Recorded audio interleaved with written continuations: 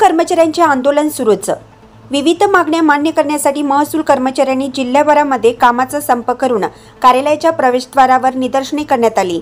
तसेच शासनाचे लक्ष वेधण्यासाठी लेखणी बंद आंदोलन करण्यात आले। महसूल कर्मचाऱ्यांच्या मागण्या प्रलंबित आहेत।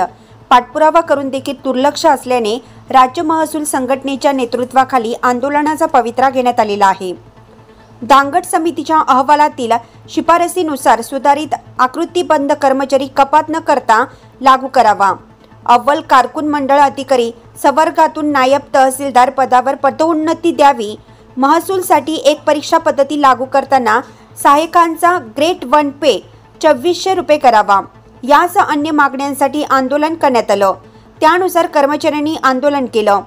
इगतपुरी तालुका तहसील कार्यालयामध्ये सुद्धा सर्व कर्मचाऱ्यांनी कामबंद आंदोलन करून आपला शासनाप्रती असलेला रोष व्यक्त केला।